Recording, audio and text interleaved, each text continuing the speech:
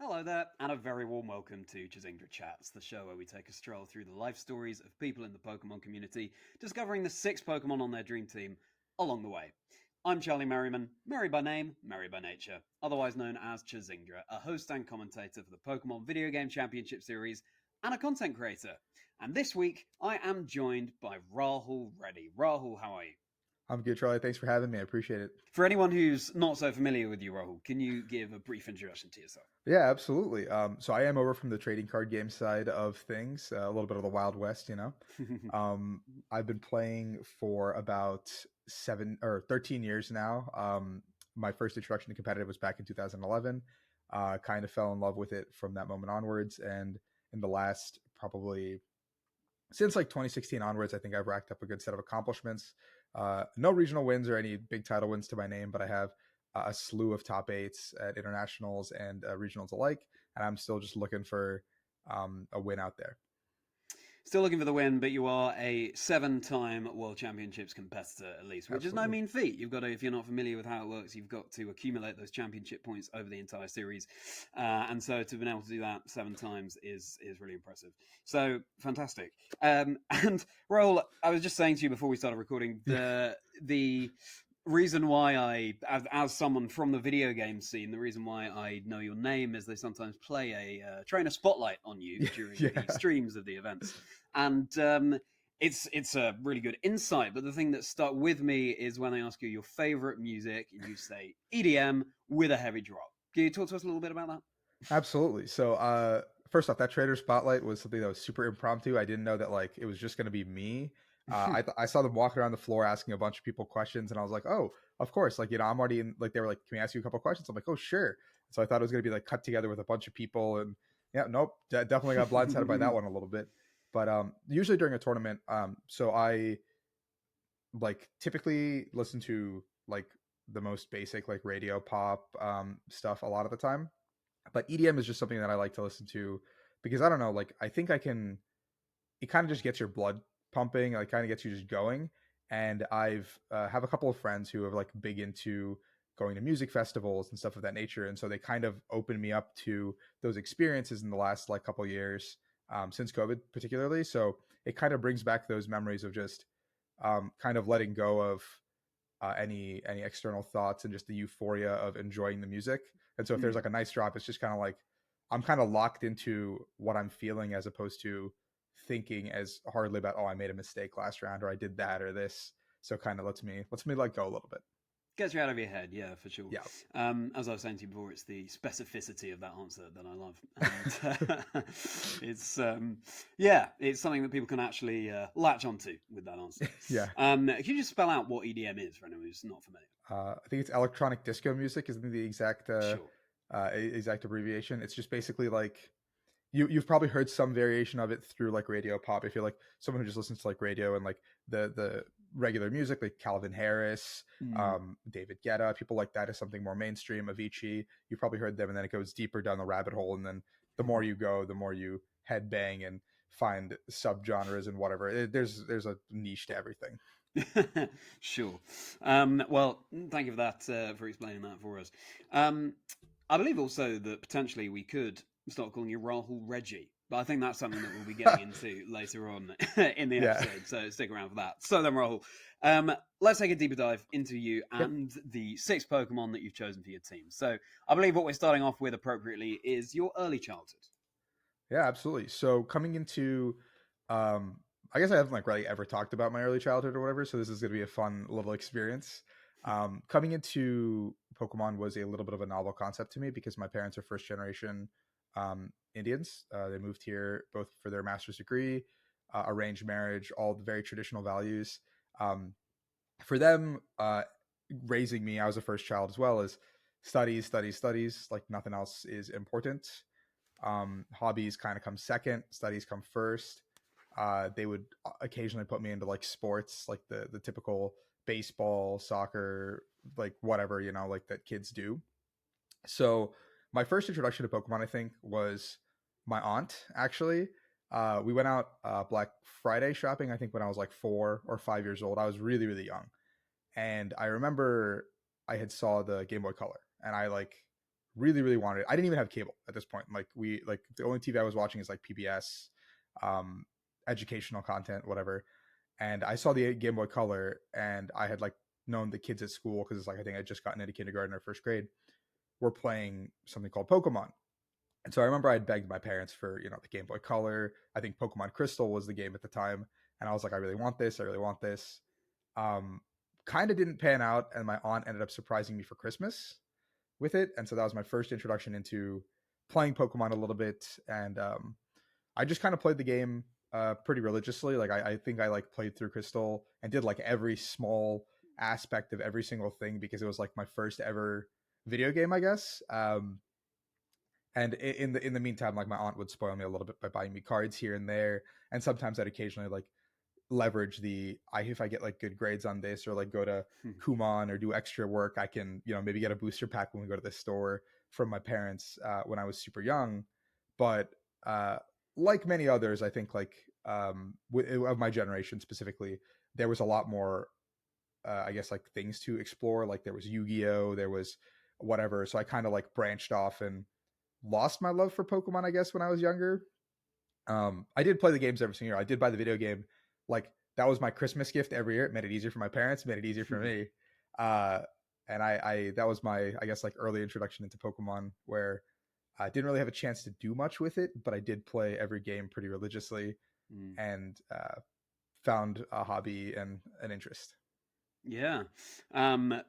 The first thing I want to say there is that the when you say the classic sports at school like baseball, obviously here in the UK, that's that's something we're less familiar with. I guess for us that would be rugby instead.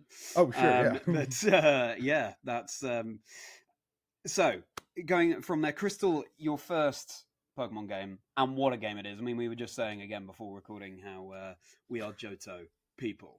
Johto boys, Generation 2, was your introduction to Pokemon, and I fully support that. I also am someone who still, to this day, will do everything in minute detail, checking all those trash cans. There's got to be something in there. Trash or treasure. 100%. It's going to be treasure. 90% of the time, there's nothing there, but anyway. So the cards, that's interesting that the cards were coming along the side as well from your aunt. But at first, you were very much playing the games rather than playing the cards. Yeah, absolutely. At first, it was just all games. I mean, obviously, I was too young to understand the concept of like EVs, IVs, whatever. I was just playing for the sake of playing, building a team with, whatever legendary I just caught, whatever Pokemon I thought looked cool. This is like the days before guides, content, whatever. Yeah. If you were lucky, your parents would be nice enough to buy you that like $40 GameStop, like the official booklet guide. But obviously, that was also out of the realm of possibility for me. Sure, yeah. Well, that's really interesting. Interesting introduction to that. And you mentioned to me before you have a sibling. Were they into Pokemon? Not at all. My younger sister is 4 years younger than me, and she is. I wouldn't say she's necessarily like a girl's girl. She's more of like a tomboy for sure.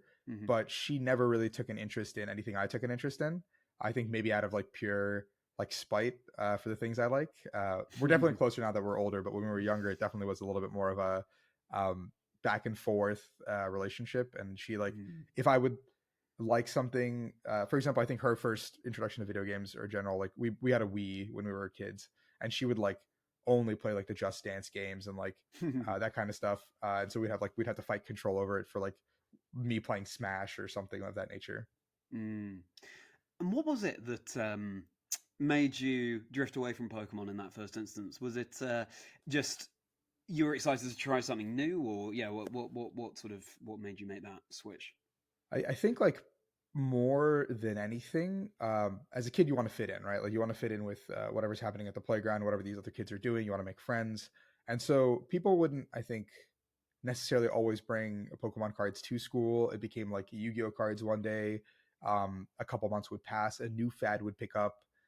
Kids would start bringing this to school, and I like have thought about this a lot recently, just because I saw like a Twitter or X thread recently that said like kids like back in the day used to bring all this stuff to school, but I also vividly remember like teachers would go out of their way to take these things away from you.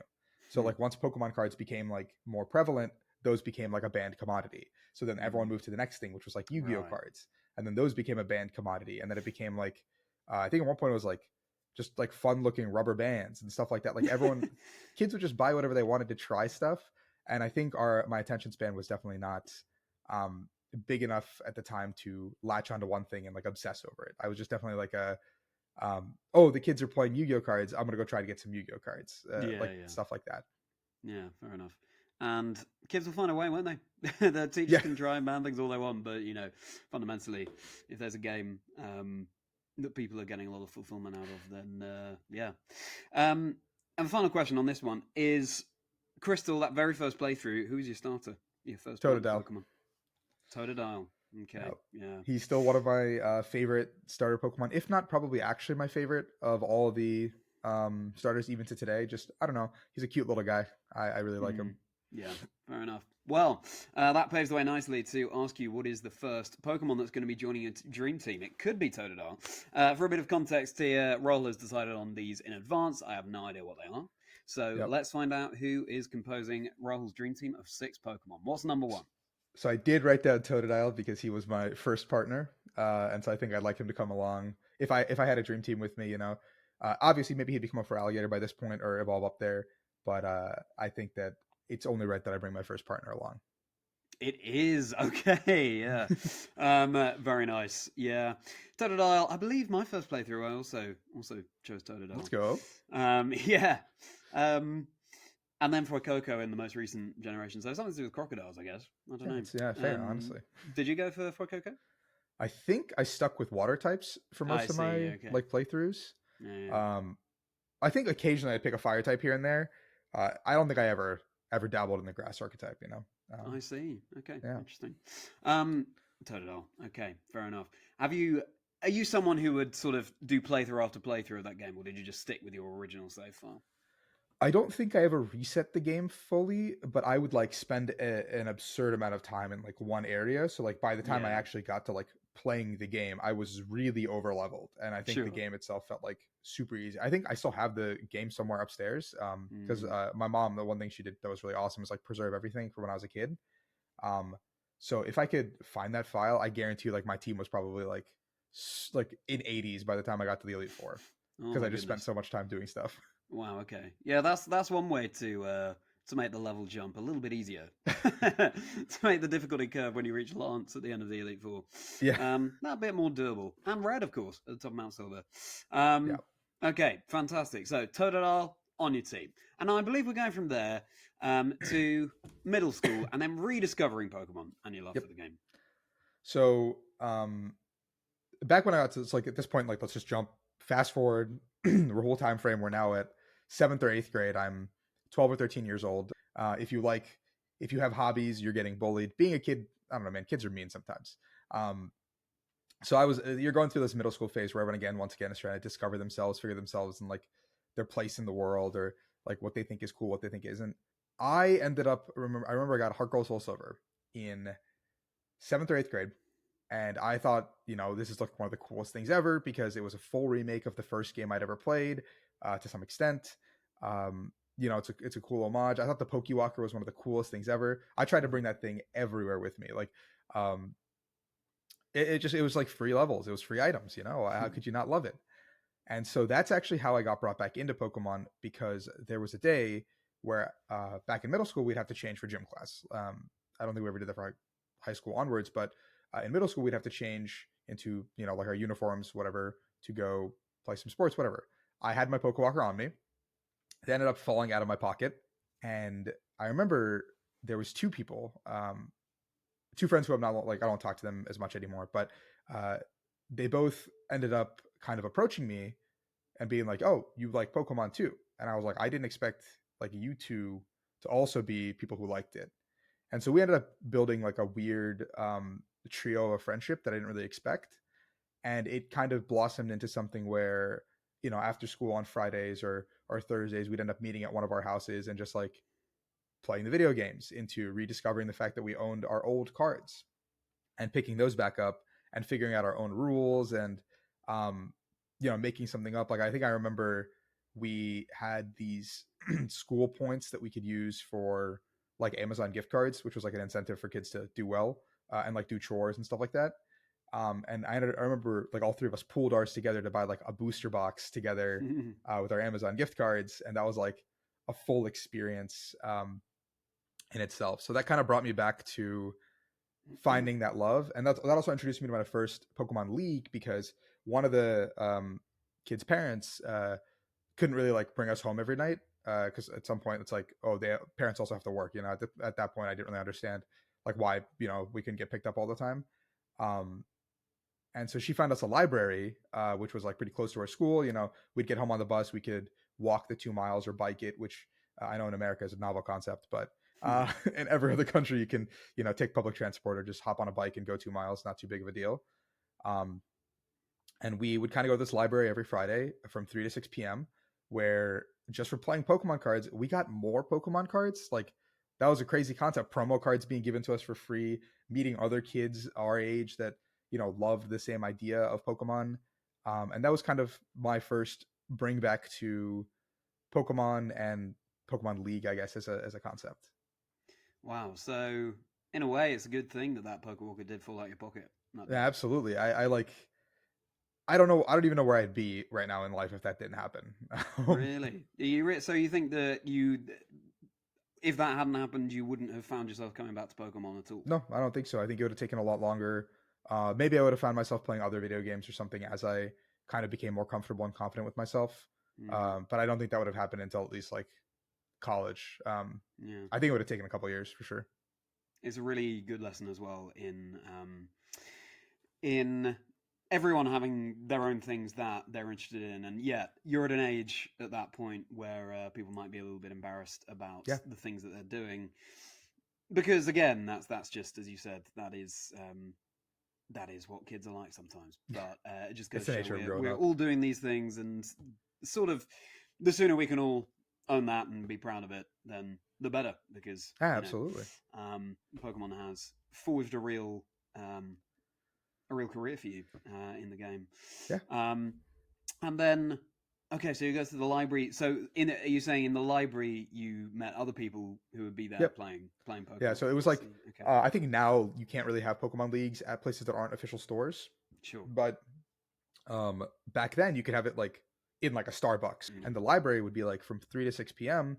You would show up, there would be librarians there. Like, it was kind of like a supervised environment too, so parents were more comfortable like letting us go.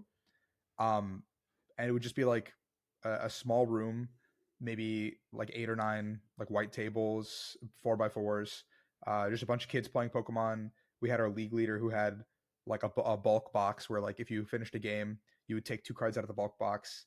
You get to keep both cards, but sometimes the card would say like pack of sleeves or like a so on patch or something, and we thought that was like the coolest thing ever when we were kids, because it's like, oh, we're getting all these free things. And back then, way back in the day, when you attend a pre-release as well, they would give you a pack of sleeves for each pre-release, and that was like something that was unique to each pre-release. They were like very cool to look at. Like, it'd be a beautiful like green, like Celebi green with like a silver Celebi on it, which I think is just like, it's a cool homage, Yeah, absolutely. Would you say that this is around the time when you were getting more into the cards than the games? I think so. I think I was still playing the games pretty widely, but I think at this point I kind of had disconnected. Like, I think Gen 4 is kind of when I disconnected a little bit from the games itself. I don't know. Like, with Gen 3, I guess I could like dial it back a little bit. With Gen 3, like, one of the big connections for me was growing up Indian. My parents every summer would send me to my grandparents in India. So I would, like, as soon as school was out, about a week later, I'd be on a plane to India, and I would spend the next 2 to 3 months there, my entire summer break, pretty much every summer until I was about 11, 12 years old. Great way to spend time with your grandparents. And so my grandparents would take their scheduled nap, which, as when I was younger, I was like, why are they napping? Now as an adult, I would love to take naps every day. I've learned that like during that time, I didn't really have like anything to do, because like I'm alone. Like my siblings are, my younger sister's 4 years younger. I don't have any cousins around my age either. So it was like, what do I do in this time frame? So I remember like Ruby, Sapphire, Emerald. That was there for me. I went through every contest. I did everything in those games. And I think after that gen, like, I never really found that attachment with another video game. Like, I think I would play them, but it would just be kind of like to play through the story and get to where it was. enjoy the experience myself. And then when my experience was done, I kind of just put it away and kind of never looked back at it. It's great that Pokemon was there for you during that time as well. And yeah, it sounds like a wonderful way to spend more time with your grandparents. And my final question on this topic is your first playthrough of... Did you have Heart Gold or Soul Silver? I had Soul Silver. Soul Silver, okay.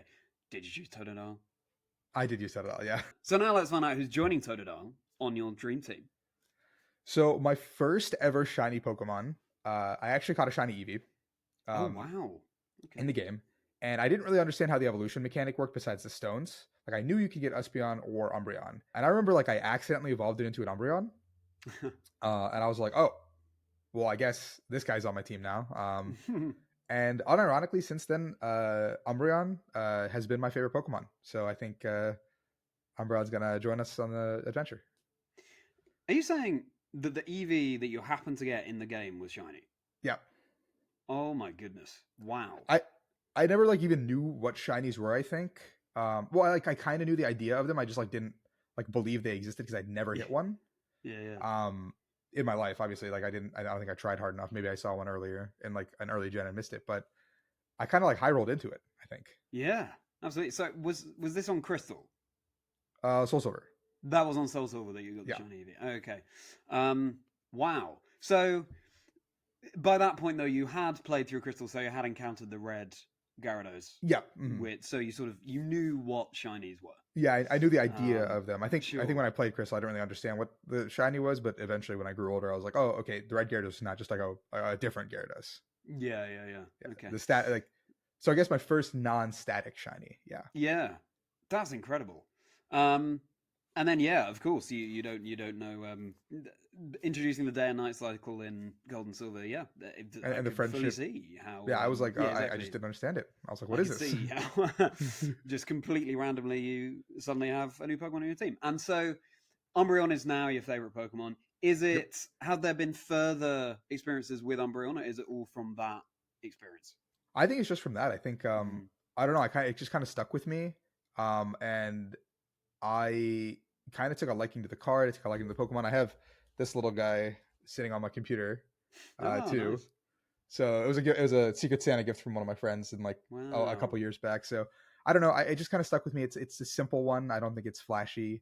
I don't know. It just if there was one Pokemon I could see myself like having in like real life or like having as a partner, like it would be this guy. Just like it's like having a cat, you know? Yeah.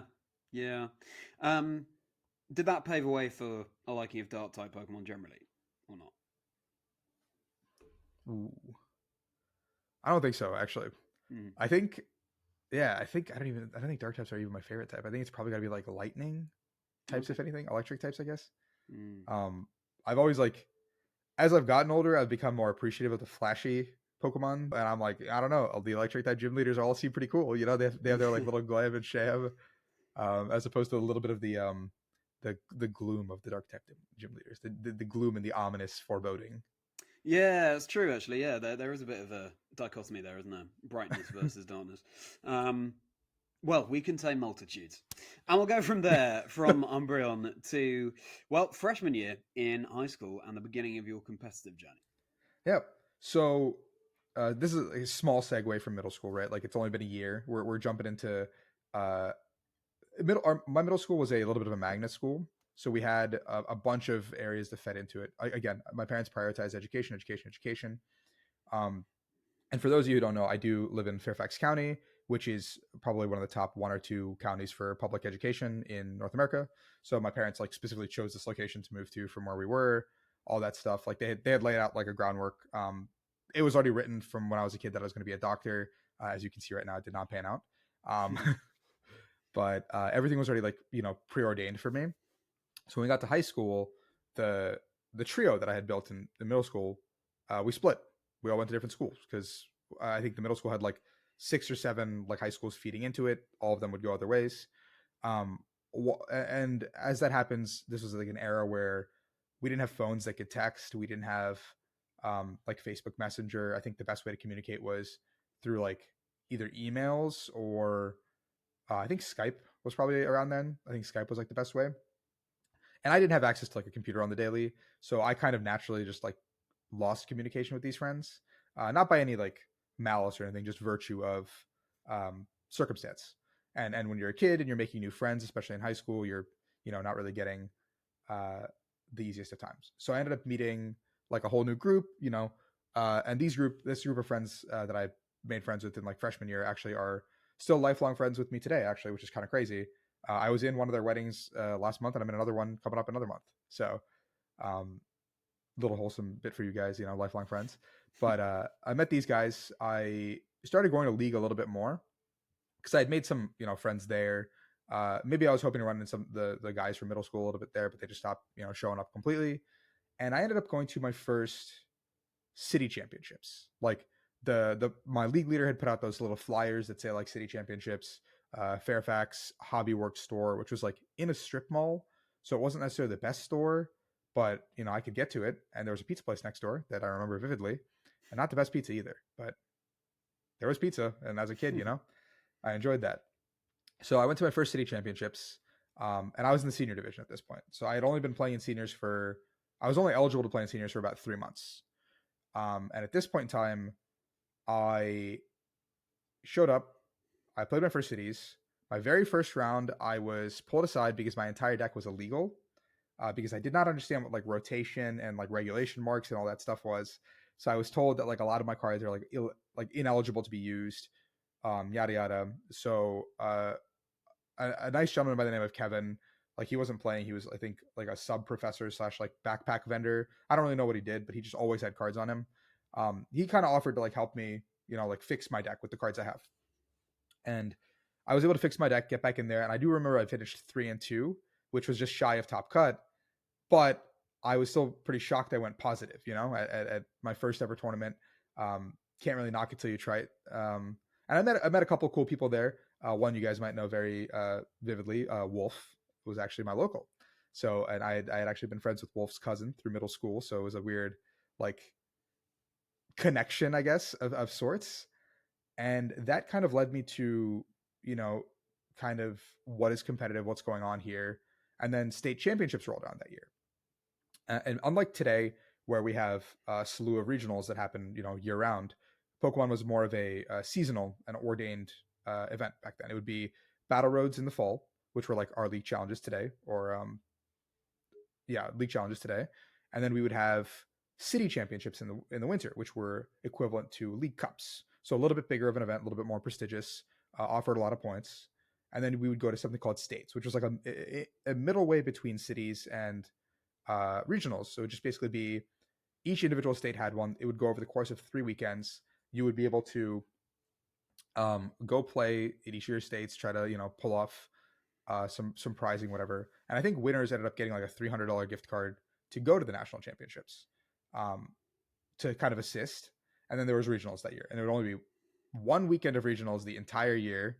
So it wasn't like what we have now. It was a lot smaller of an affair, like maybe like sub 150 players would be there. Much easier, best of one. The best players of the best were still there, and then we would transition to nationals. So my first states, I ended up didn't even know what states was, whatever was going on.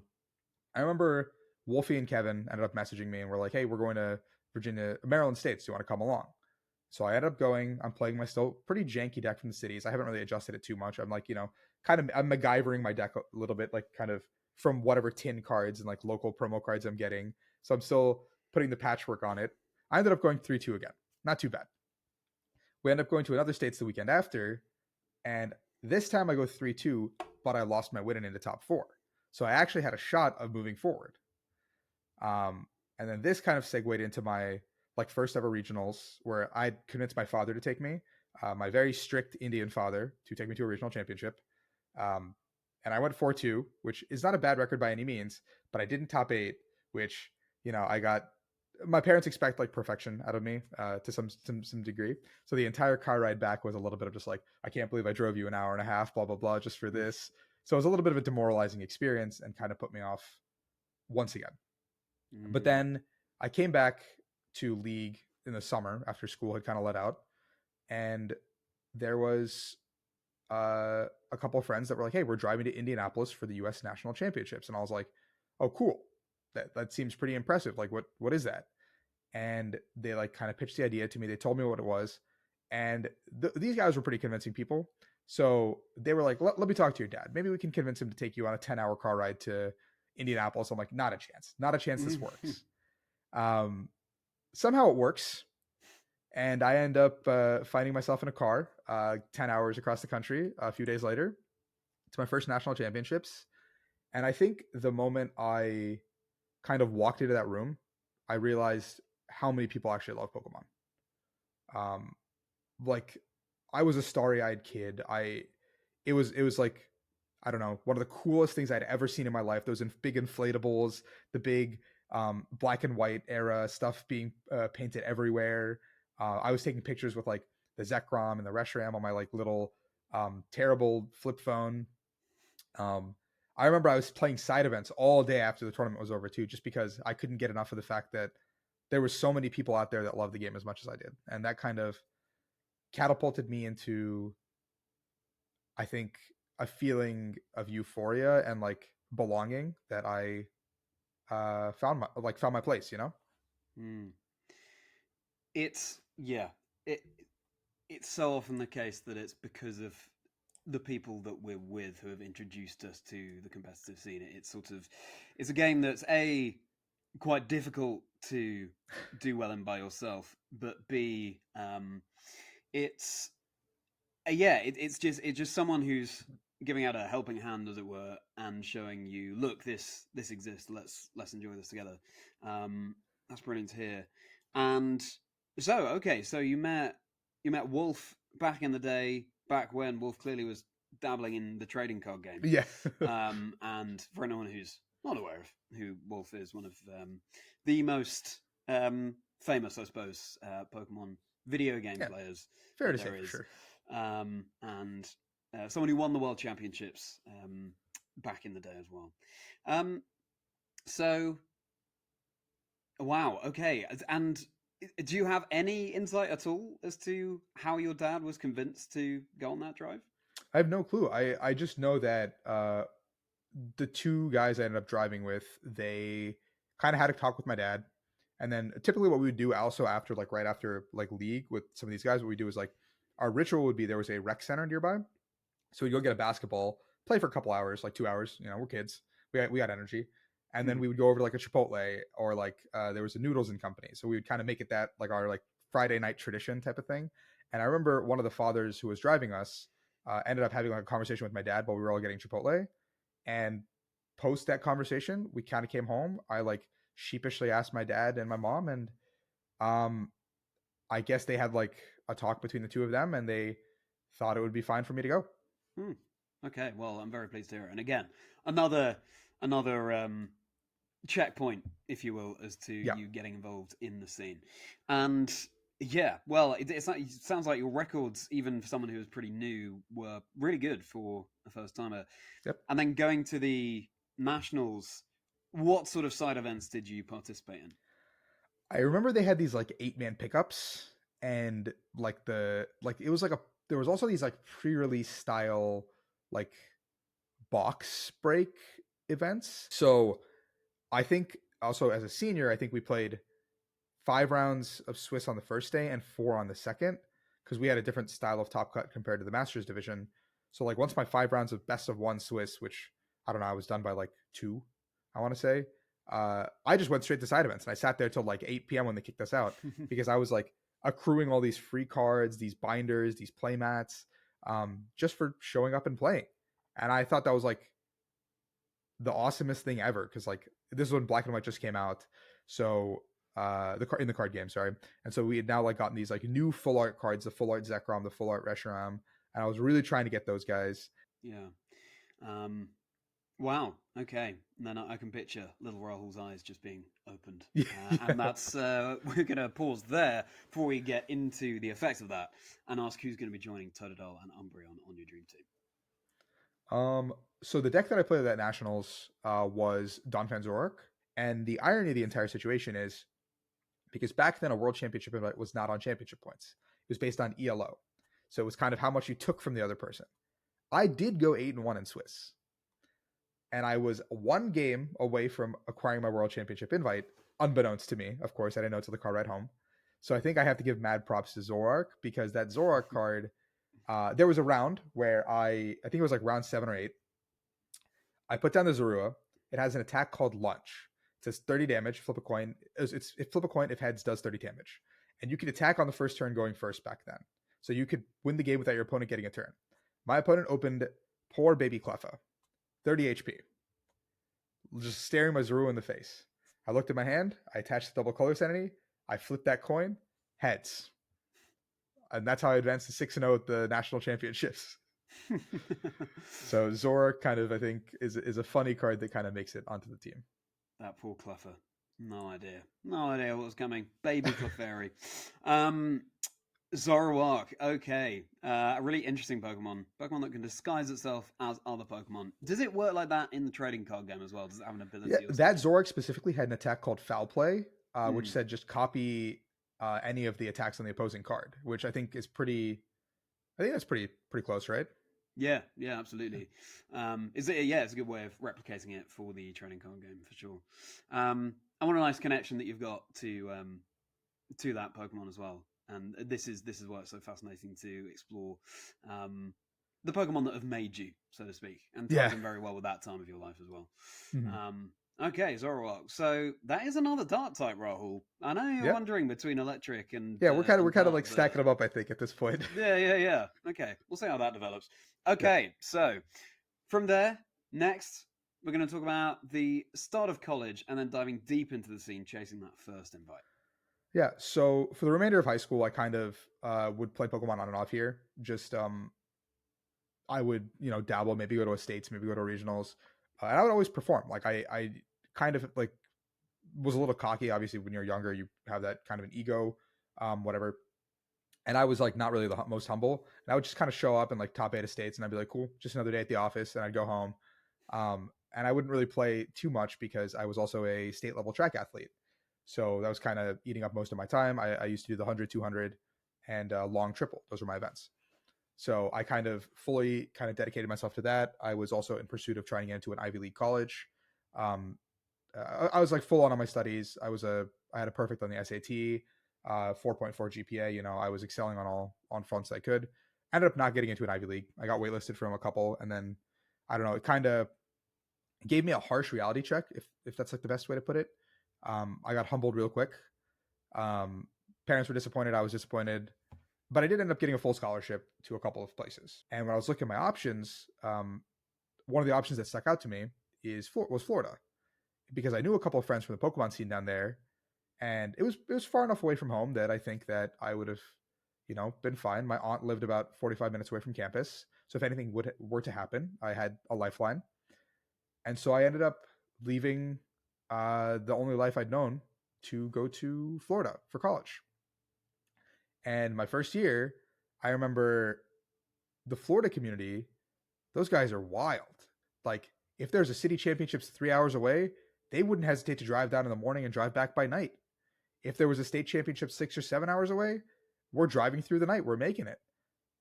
So I found this group of people who was willing to go the distance to try to, get their world championships invite to compete at a higher level. And I found a couple of friends who were my age and like a little bit older who were willing to guide me and teach me. I don't know the ways of the world, I guess is like the best way to put it. Because I'm still like a pretty sheltered kid at this point. Like education's all I really know. Like religion, education, whatever, like I haven't really had a chance to formulate my own opinions on a lot of these things.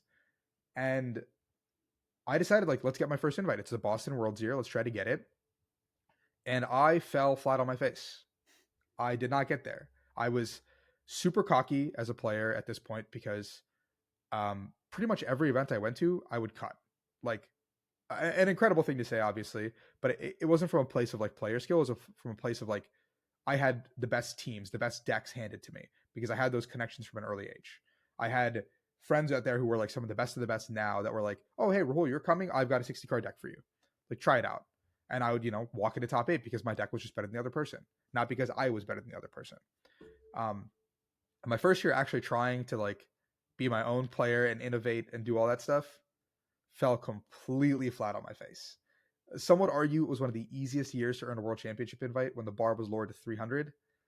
Yeah, I didn't get there. So I remember I fell short at nationals that year. I needed to pick up any points to actually get my invite. I was at like 250 going in, and I ended up starting the tournament like 2-3, and that kind of put me out of contention for everything. And I remember it was like a really humbling experience. Definitely like one of those where it's like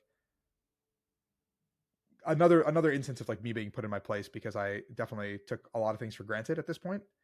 And that kind of motivated me to not really ever miss Worlds again. Like I like the feeling that I had that day was just like not the most like bitter or anything. It was just like I was frustrated. I was frustrated at myself for the effort I put in that year. I feel like I could have put more effort in. I feel like I could have done a little bit better at a cities, done a little bit better at a states maybe. And like, because I was off by like a handful of points. It wasn't like I was just completely off. I was right there at the finish line. I just couldn't cross it. Mm-hmm. I see. Well, it sort of, again, had that experience not happened, maybe things wouldn't have panned out the way they have done these days. And you wouldn't have had that drive to really commit to the World Championship. So also, I'm sure, even though you say you fell flat on your face, the lessons that you will have taken, I'm sure it wasn't as flat on your face as you are making it out to be. Yeah. And certainly not for other people back then, your opponents, I mean. But yeah, again, I mean, fantastic that you were able to find a contingent at university who was so committed to the game. How were you able to make connections with those people? How did you find them in the first place? So I tried to make like there was a gaming club. I tried to join that and see like where that would take me. But that was all VGC geared. They were all VGC geared. Couldn't really find like a perfect connection there. But I knew a few players that were like Florida, like some of the best players in Florida or whatever. And one of the players there, Franco Takahashi, he actually was doing his master's while I was doing my undergraduate. So we ended up kind of talking through like a mutual friend, and he was like, "Oh, I go to UCF too. I live on campus. Like, do you want to just start driving together to tournaments?" And at first it was kind of weird because like we don't really know each other. But we kind of built a bond where he's like a big brother to me now. And we would just like drive those like 3 hours, 2-3 hours to tournaments together. We would just like kind of spend these long car rides together, like get to know each other. And when you're like in a car for like 6 hours potentially for a tournament, you get to learn a lot about the other person. And that kind of happened with a lot of the other Florida guys too. Grafton, Mike, Harrison, like some of these other dudes that just were there at the time. And it just kind of built these like relationships that, I learned a lot about the world from them. I learned like one of the craziest things we did was we drove 15 hours to Houston regionals one way. And that was probably the most insane thing I've ever done because I didn't have to do anything. I just sat in the car. So my job was super easy. But it was 15 hours there and 15 hours back. I remember I was like feverishly doing homework on my laptop on the car ride and stuff, just to like make sure I hit my deadlines. And the guys would be like, "Oh, don't worry, like school doesn't matter. You'll get a job." And I'm like, I don't think that's the case. Like I gotta still focus on school. So it was just like one of those fun things with school, with campus stuff. It was, I think our campus community was all VGC for the most part. So I did make a couple friends through that. But the gaming club didn't really support Pokemon, I guess, to a full extent. We were more of a Smash school. But I would still go to like LAN parties and stuff and try to like interact with people because I was like super into the gaming culture. I was all in on trying to make friends that had like-minded stuff with me. Absolutely. Yeah, as ever, I hear about some journey distances in the US, and as someone from the teeny tiny United Kingdom, my mind is just blown. So we'll go from there. It's now time to continue your Dream Team journey. So who's going to join Totodile and Umbreon and Zoroark? So that season, one of the decks that I tried to innovate with quite a bit was this Flareon Slurpuff, like Leafeon, like contraption. And I think Slurpuff was like the coolest addition we've ever made to like the deck, where like Slurpuff had a very simple ability: draw one card per turn. Very simple. And the more Slurpuff you had, the more cards you could draw. And Flareon stacked damage with the number of Pokemon that were in your discard. And so that season, I thought Slurpuff was one of the coolest cards, and so I think I'm going to add Slurpuff to the team. Slurpuff. Okay. A very weird one, I know. No. It's not a Pokemon we have in Scarlet and Violet. It's just been a little while since I've even thought about Slurpuff, so it's good to hear. Good to hear the name again. Okay, and I love it when the ability or what it offers is so simple but so effective. So for you, Slurpuff was sort of the MVP of that. Yeah, like we time. had like this deck that it just kept evolving throughout the season because back then information again was super limited. Areas had their own meta games, and me and my buddy Grafton, we would just keep playing this Flareon Leafeon deck over and over again because it had a okay matchup into some stuff, and then we'd start adding these different, like we had Raichu in there for a little bit, Slurpuff, Crobat, like the like plus ones just kept changing because we were trying to figure out the right uh concoction, and Slurpuff was the one that kind of stuck through the test of time. Um, Fantastic. Okay, yeah. So, as someone who's not so familiar with the trading card game, it's fascinating to hear how these different abilities stack up with each other. But certainly, to me, as the uninitiated, Flareon plus Slurpuff sounds like sounds like that's going to do quite well. Great. Okay. And then from chasing that first invite, we're going to zoom ahead to the end of college and then starting your job and how you managed to make it all work. Yeah, so during college, I kind of did stuff that was like very Mad Men related. I just basically like took like 20 credits, 19 credits in a semester because I finished with 2 degrees and a minor. I was very ambitious. I was like, there's nothing I can't do. It's kind of the mentality I had. Like I could just sacrifice some sleep. I can get it done. I was always book smart, so I know I'm book smart. Like it's like I felt like education is like the least of my worries. I've been doing this my whole life. Like I should be able to figure out how to pass these exams. My graduating semester, I think the craziest experience that I've ever done, I've told this to people multiple times, I had 7 classes that semester. An absolutely ludicrous thing to do because I think they told me that if I finished these extra 2, I would get a minor as well in computer science. And I was like, yeah, sure, why not? Like it's already being paid for. Why would I not do it? Um, I had to, it was EUIC that year, EUIC in Berlin. And I had gotten the top 4 travel award. You had to go there and actually play around to get it. And so I was like, okay, it's in the middle of exam season. I don't think I could go. And so I ended up emailing my professors. I was like, hey, just testing the waters a little bit. Is there a chance that we could maybe move this a little bit so I can go to the tournament and come back and take it, or take it before? Like my grades are good. I have an A in your class. I'm good for like not cheating or anything. I'll just take the exam quietly and leave. Professor's like, nope, no chance, no dice. It's your senior year. Like these are some of the biggest classes. No chance. I was like, yeah, no worries. Don't have to worry about it. And my dad gave me a really crazy suggestion. At this point, my parents are warming up to the idea of me doing this a little bit more. And so I ended up emailing the dean of business because I took a economics degree as my major. And the dean of business was like, yo, this is the coolest thing I've ever heard. And he told me that it's the second coolest thing he's ever heard behind one of his students being an F1 racer. And I was like, okay, I really can't trump that one. So he ended up emailing my professors for me. And so in a 48-hour span, I wrote 5 exams, and then I hopped on a plane, got to Berlin at like 6 p.m. the Thursday before the tournament started, locked in my deck, went to bed, got food poisoning on Friday, probably due to all the stress and everything, made it to day 2. Then on Saturday, I made it to top 8, beating Tord on the win-in, who is like our VGC or TCG version of Wolf. And then I lost in top 8 promptly, but the entire time I made top 8, like the 30 minutes they had to do like media and stuff like that, I was trying to figure out if I could play finals, because if I made it to finals, I would probably have to concede to go home because I had my last final exam that day.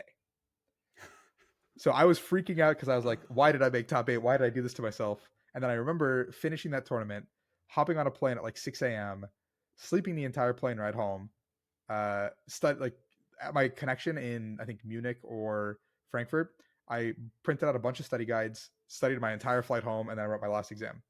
That's how I graduated. Oh my goodness! So from the from that first email to your professor who said no, absolutely no way you're doing your exams Yeah, at the same time as everyone else, through to sitting that final exam, how much time are we talking there? like a week probably. Oh wow! Yeah, I That's really did not. I had like given up hope like a long time ago. I was like, yeah, this travel award, yeah, like I'm gonna kiss this goodbye, like whatever. Like I don't really care. Like yeah, graduating is way more important. yeah. Um, Wow, a week. I mean, that's going to be that week in itself could be a movie. yeah, And I'd really be interested to see that movie. So, yeah. Wow. Okay. So your parents are starting to warm to the idea of Yep. you doing this at this point, and so what? You said it was your dad who suggested you spoke to the dean of business. Yeah, he was like, why not just give it Okay. one final shot, like see what happens? And I was like, I give him the classic like kid to dad response where it's like, Dad, it's not gonna work. Yeah. Why are we wasting our time? And he's like, yeah, just give it a shot and send him an email, see what happens. Yeah. Yeah. Yeah. Um, Oh my goodness. so And the second coolest behind a student, what, being a Formula One driver? yeah, actually, which is he never told me who it was, but I was like, yeah, I really just can't beat that one. That one's that one's insane. Incredible. Oh my goodness. So what? And then clearly that dean of business just had a word with the others. Yeah, would you say because you were majoring in that subject, do you think that had a bearing? yeah, 100%. I think Yeah, because, sure. and I think my track record across the board was one of an exemplary student. Like I graduated with a 3.9 GPA from college as well. Like I had one not A my entire like college career. I was excellent in everything. Everything was submitted on time. I had like a perfect track record of attendance, but I think that kind of carried. So if any kids are listening to this, prioritize your education, prioritize that stuff first and foremost. Wise words indeed. And then, wow, okay, food poisoning, and you still made top 8. That was a crazy sequence of events. I remember. I think it might have been the train station kebab that got me. Okay. Wow. I knew I had to try it. It was like on the list of things I had to try, and I think that just took me out, like full out. Oh no! Well, you say full out, but clearly not that full out because you still managed to perform at the European National Championships. Yeah. What an incredible story! Sleeping and then studying, and then you do that final exam. Dare I ask how that final exam went? I don't actually know how I performed because that was one of the few that, it was like a 5-page, 27 like part. It was one of those where it's like question A leads into B into C. I think I did the first 2 and I left the other 3 blank because I just did not know what was going on. Okay. But I also like had a lot of reassurance because I remember there was the smartest girl in the class, Caroline. I just vividly remember her leaving the class with like tears down her face. And I was like, okay, if she has no idea what's going on, I've got to be fine. Yeah, fair enough. Okay. Well, it's a good thing that was the exam that happened to be last. Yeah, 100%. Wow. Okay. Well, from that story, let's go to who is going to be Pokemon number 5 joining Totodile, Umbreon, Zoroark, and Slug. So this point, I was kind of like full dedicated, all in everything, right? Like this is when life is at a position where I'm on top of the world. I'm living like my prime. School is all that matters. No real responsibilities. For like a 4 or 5 month span, I was just absolutely dominating tournaments with Pikachu and Zekrom tag team. And I feel like picking Pikachu would be like way too much of a staple answer. So we're going to take Zekrom. The deck carried me. The deck was like, I think I earned over 1,000 championship points in like 3 months. I had a top cut at international. I lost my win into a top cut of another international. The deck was just absolutely bonkers. And I think I was just very good at it.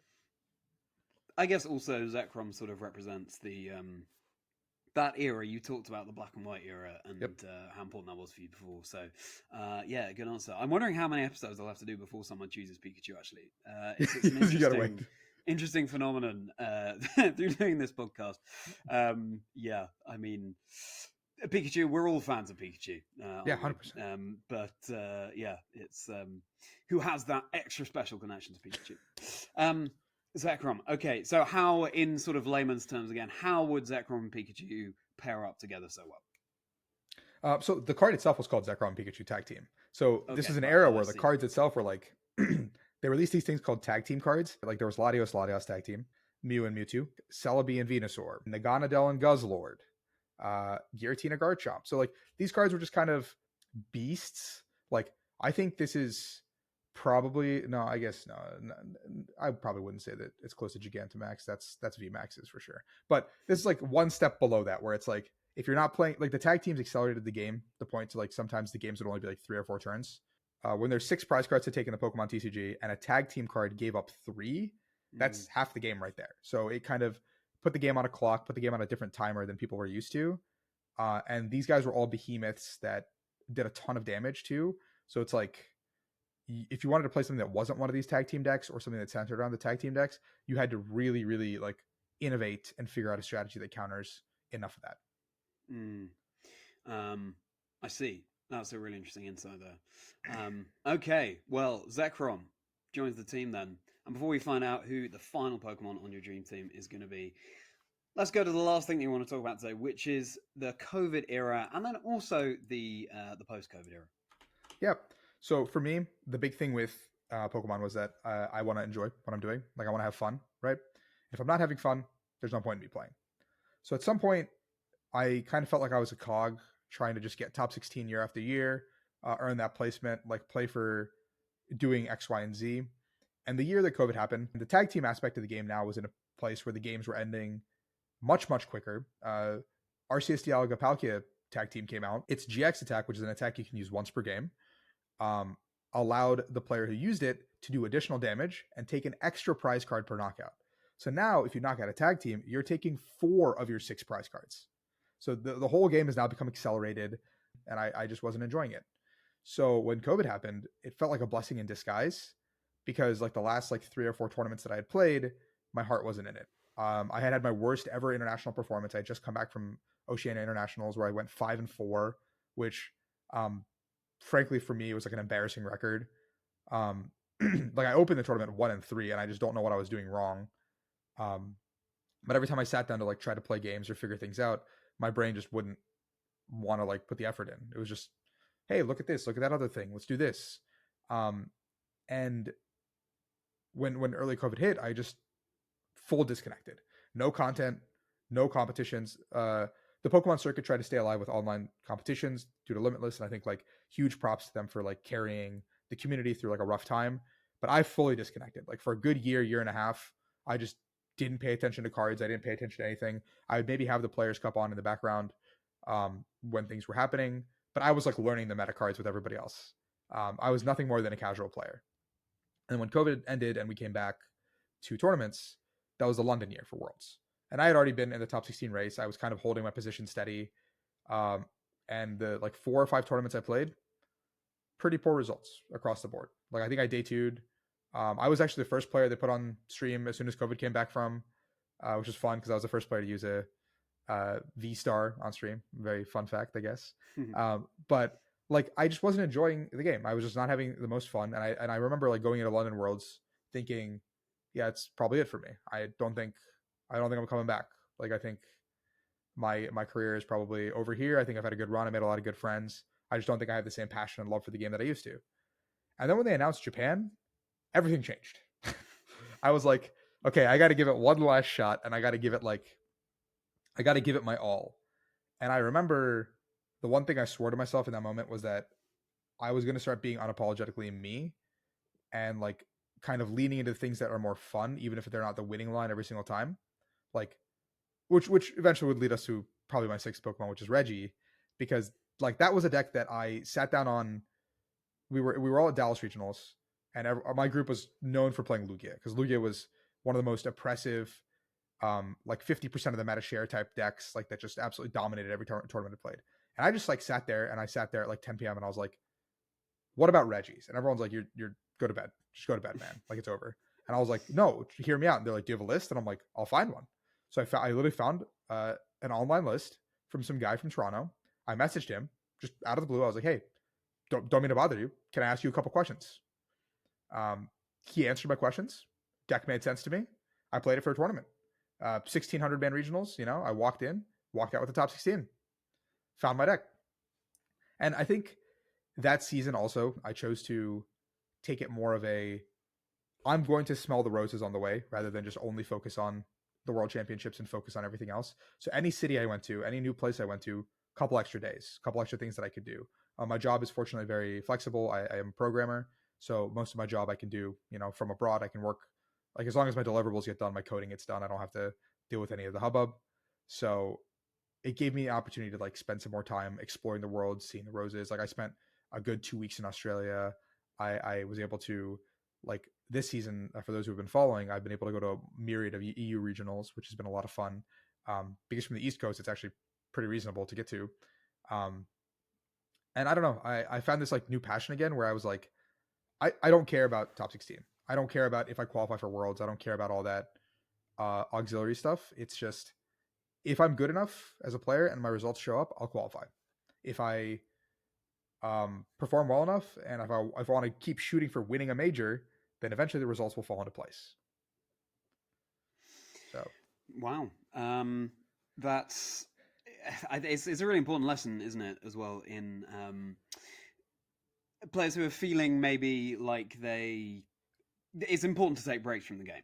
yeah, But 100%. players who are feeling like how can I still want to participate, but how can I make sure I'm having fun along the way, as well as that helping to improve my performance too. And I think that's really wise advice. This is a game that allows us to travel a lot and see places in the world that we might not necessarily be able to otherwise. And so making sure you're taking full advantage of that is really important. And when it comes to the Reggies,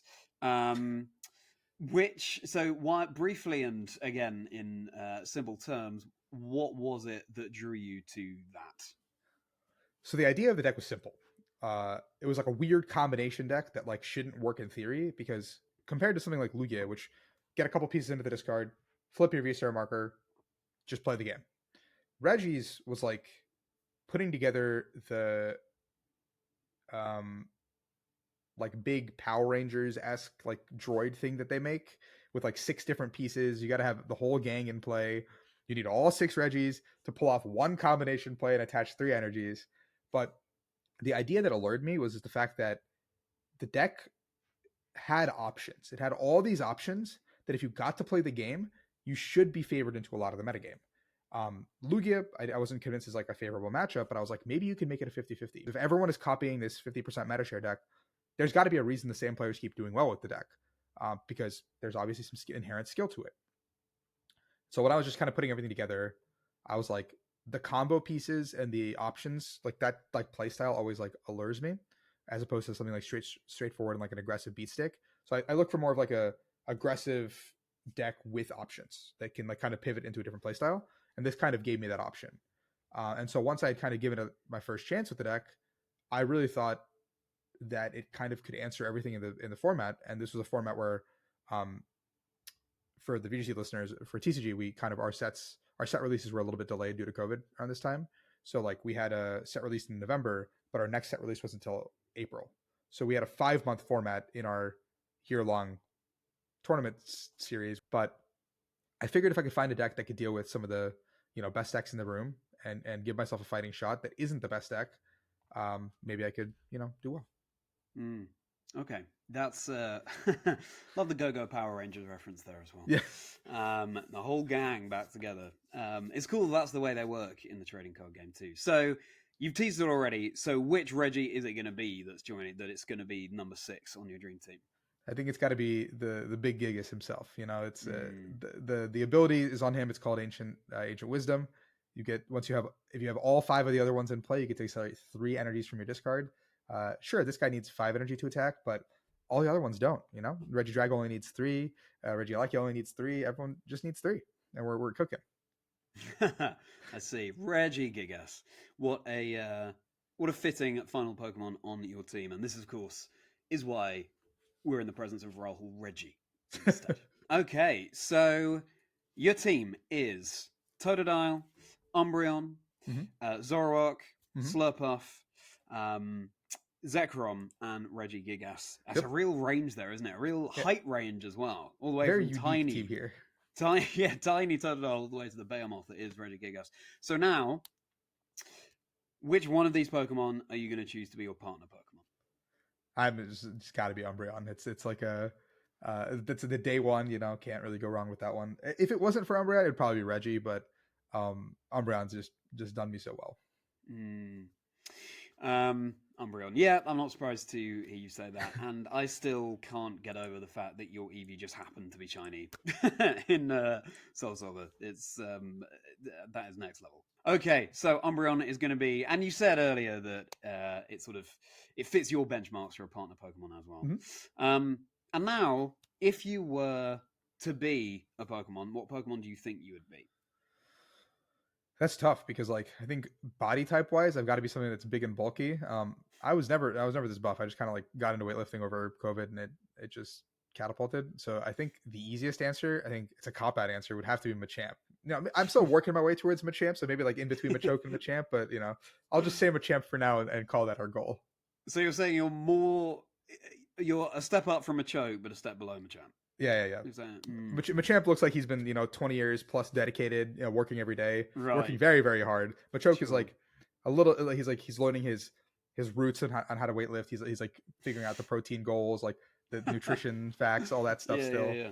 Yeah, he is looking at the back of food packaging day in day out just to make sure he can reach that stage. What are we calling between Machoke and Machamp? We could call it Machomp, but then it sounds like we're combining one of the Machop line and Garchomp, I guess. Yeah, I guess we'll say Machamp for now. But okay, that's body type wise. But I don't know. Do you think you'd be a fighting type? I think so. I think okay. I think as a Pokemon, yeah. As a gym leader, probably not. But I see. All right. Well, what do you think? Do you agree that Rahul would be a Machamp or a Machoke or Machamp? Let us know in the comments. I'm sure Rahul especially would be fascinated to see what you think about that. And speaking of letting us know in the comments, it's time to turn to the questions that you have all submitted. So I put out a post asking for questions for Rahul, and let's see what you want to know from Rahul Reddy. So I apologize if I mispronounce any names or handles as ever. Let's start off with this question from Avantimon. What are your hopes for the future of competitive Pokemon? So I've always been, I think, super avid about like wanting Pokemon to be more international and more of a presence. And I think the scene has been doing an amazing job of expanding the streams to a position where like this show is actually like an amazing production over and over again. Like internationals are amazing to watch. Worlds is an amazing thing to watch. I want more of a presence of newer players coming in and then a way for existing players to exist. I think that competitive Pokemon, there might be a world where we have like a more like exclusive circuit across the board just because the player base seems to be growing at an exponential rate.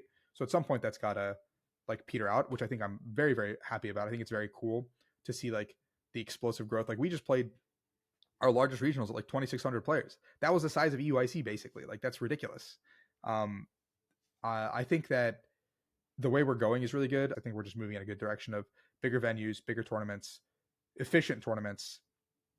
Prize pool's already gone up, and Worlds is already becoming one of the most sought after shows to attend, even as a spectator. Like it's just, there's a lot to do. There's a lot to be there. It's been pretty insane, honestly. Like I wouldn't have even expected this 2 years ago if you told me. Yeah, it's an incredible scene that we're a part of. Thank you so much for that question, Avantimon. And now, Zemanin, Joe Brown, of course, a caster here on the VG side of things.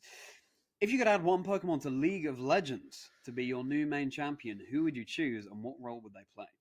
Okay, so like League has a lot of like funky looking characters. So we've got to pick something that's like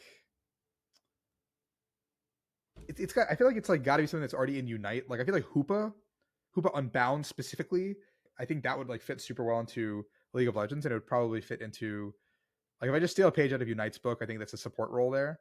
But I think it could also be like a jungler or a mid laner, just given that you could do some weird stuff with the portals, do some interesting like stuff with the psychic typing there as well. Maybe make it like a mage of sorts. Thank you for that, Joe. And now, finally, Styx PTCG or Christian Fontenot. Yep. Said, please spread Reggie propaganda, which you sort of already have done. I did. So yeah. I'm going to expand that a little bit and ask, you've already chosen Reggie Gigas on your team. That one aside, which is your favorite of the other five? Okay. That's actually tough. I think, okay, I remember vividly like trying to get the early Reggies when I was a kid, and then Reggie Drago showed up and I was like, yo, this guy's cool. I like really like the idea behind Drago and Alecki. Because it's just like a novel concept on something that's already existed for so long. And so I think it's got to be Drago. Drago, yeah, good answer. Yeah, it's I love that in Generation 3 it was a challenge to get those, to even be able to encounter Regirock, Regice, and Registeel. It's really immersive. I remember being so excited as a child. Regidrago. Okay, fair enough. Yeah, I also have a soft spot for Regidrago there. Thank you so much for those questions. And if you'd like to submit a question for a future guest, then you can keep an eye on my socials at Chazingdra and at Chazingdra Chats on X. Okay then, Rahul. So we have heard a lot about you up to now. What's Yep. next for you? I'm gonna keep competing. I feel like it is hard for me to stop playing. It's become such a part of my life at this point. You know, when there's no tournament on a weekend, it feels weird. Um, I have been working on content a little bit more. Definitely not like the level of where I want it to be, but I do think that I like to put out some more analytical like gameplay of rewatching some of the highlights, or not highlights, but like higher level streams like finals and semifinals matches, kind of breaking that down. My whole goal behind my channel and like what I do is to bridge that gap between a new player and like an experienced player, like maybe get you up to speed to where that free information is something that can catapult you into potentially making your first day to trying to chase that world's invite, making it more realistic. And then besides that, I think it's just like, I don't know, I want to try to play tournaments all over the world. I just feel like you meet so many people and you shit, like you all speak the same language of Pokemon. Like I played Perth regionals this year earlier, and it really felt like I walked in knowing like 3 or 4 people, and I walked out and the whole room was my friends, which is like a very like weird thing to say, but I just feel like you make so many friends and you learn a lot of new things every place you go. So That's a great way of summing up the community. I think you walk away from an event feeling like everyone there you've made a connection to. Yeah, and again, not only do you get to meet people, but you get to encounter all these new cultures and places in the world. So, good answer. And finally, Rahul, looking back from now as someone who's had so much success with the Pokemon trading card game, all the way back to the young you who's given Pokemon Crystal for Christmas that time, what advice would you give to that younger version of yourself? hold on, keep believing in the things you believe in. Like having a passion is good. Um, do what's required of you in life, like get your education, um, get a job. Once you do all the things you're supposed to do, no one's going to question the things you want to do. And once you're old enough, you can go travel to Australia for a Pokemon tournament. You can hop on a plane to go play League Cup and see friends. You'll make some amazing friends with the hobby that you've chosen, and just be yourself. Give your all, and always be nice to others. Yeah. Um, You've got to lay the foundations in order to build on them. So, thank you so much, Rahul, for that insight. And the chat doesn't end there. I'm about to ask Rahul some Rapidash round questions, bonus quickfire questions that Rahul has not prepared for. Things like favorite TCG card generally and based on the art, and his experience as a coach as well. Just a little teaser for you there. Okay. As well as other things that he hasn't heard before in any way, shape, or form. So if you want to go and get involved in that, then make sure you hop on over to my Patreon, where you can support me and the podcast. Of course, only if you're in a position to be able to do that, and I really appreciate the fact that you have been listening or watching along today as well.